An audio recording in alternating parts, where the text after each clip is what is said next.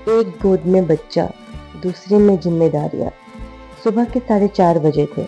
अभी बाहर अंधेरा था और ठंडी हवा खिड़की से धीरे धीरे अंदर आ रही थी। लेकिन नेहा की नींद खुल चुकी थी। न अलार्म, न कोई आवाज, बस आदत और जिम्मेदारियां। उसने हल्के से करवट ली। उसकी गोद में उसका 1 साल का बेटा आरव सो रहा था और बगल में 4 साल की बेटी परी उसका हाथ कसकर पकड़े हुए। नेहा ने कुछ पल दोनों को देखा। हल्की सी मुस्कान आई और उसी के साथ आंखों में एक अनकहा दर्द थी। खुद से पहले सबके लिए नेहा धीरे से उठी ताकि बच्चों की नींद न टूटे। किचन में जाकर उसने गैस जलाई, चाय चढ़ाई और एक लंबी सांस ली। लेकिन ये सुकून सिर्फ कुछ सेकंड का था। पीछे से रोने की आवाज आई, मम्मा। आरव जाग गया था। नेहा तुरंत दौड़ी, उसे गोद में उठाया और दूसरी तरफ से परी की आवाज आई, मम्मी मुझे भी उठाओ ना। एक गोद में बेटा, दूसरे हाथ से बेटी को संभालती हुई नेहा फिर से दिन की दौड़ में शामिल हो गई। आरव बार बार रोता, परी बार बार कुछ मांगती, मम्मी मेरे साथ खेलो, मम्मी मुझे भूख लगी है, मम्मी ये देखो। नेहा हर बार मुस्कुराकर जवाब देती, हाँ बेटा अभी करती हूँ। लेकिन अभी कभी आता ही नहीं था। एक हाथ में आरव, दूसरे से खाना बनाना, बीच बीच में परी को समझाना और इन सब के बीच उसने खुद के लिए एक घूंट पानी भी आराम से नहीं पिया। दोपहर के 2 बजे घर में हल्की खामोशी थी। परी टीवी देखते देखते सो गई थी और आरव आखिरकार दूध पीकर सो गया। नेहा सोफे पर बैठी, थकी हुई, बिल्कुल खाली। उसने आंखें बंद की, सोच रही थी बस 10 मिनट थोड़ा आराम। लेकिन जैसे ही उसने आंखें बंद की, उसके दिमाग में आवाजें गूंजने लगी, खाना बनाना है, कपड़े धोने हैं, शाम को सब आएंगे। और फिर उसने खुद से कहा, आराम बाद में, पहले काम। शाम को उसके पति अमित घर आए।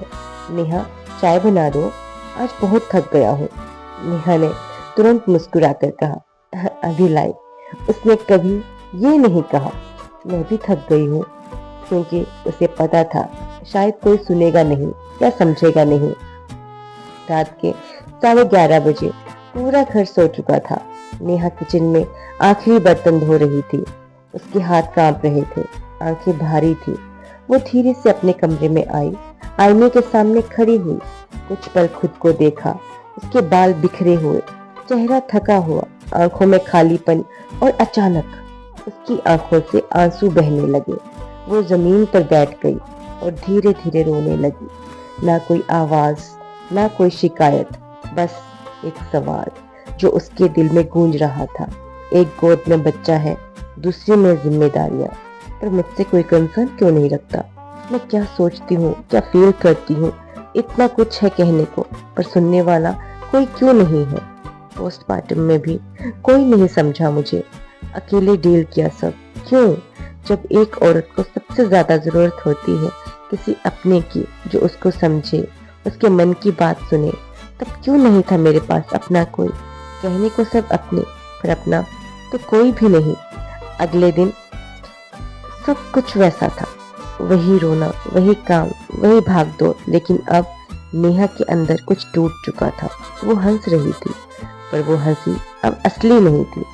एक दिन परी ने उसे चुपचाप बैठे देखा। वो उसके पास आई और उसके गाल को छूकर बोली, मम्मी आप रो रही हो? नेहा ने तुरंत आंसू पोंछे, नहीं बेटा कुछ नहीं। परी ने उसे गले लगाया और धीरे से कहा, मम्मी मैं बड़ी होकर आपकी मदद करूंगी। नेहा की आंखों में फिर से आंसू बहने लगे, लेकिन इस बार उनमें थोड़ा सुकून था। जिंदगी शायद तुरंत नहीं बदली, जिम्मेदारियां कम नहीं हुई, लेकिन उस दिन नेहा को एक बात समझ आई कि वो अकेली नहीं है। कम से कम उसकी छोटी सी दुनिया में कोई है जो उसे महसूस करता है। हर माँ जो बच्चों को संभालती है, वो सिर्फ घर नहीं, एक पूरी दुनिया संभालती है। लेकिन उस दुनिया के बीच वो खुद को खो देती है। शायद हमें पूछना चाहिए उसको, सब ठीक है ना?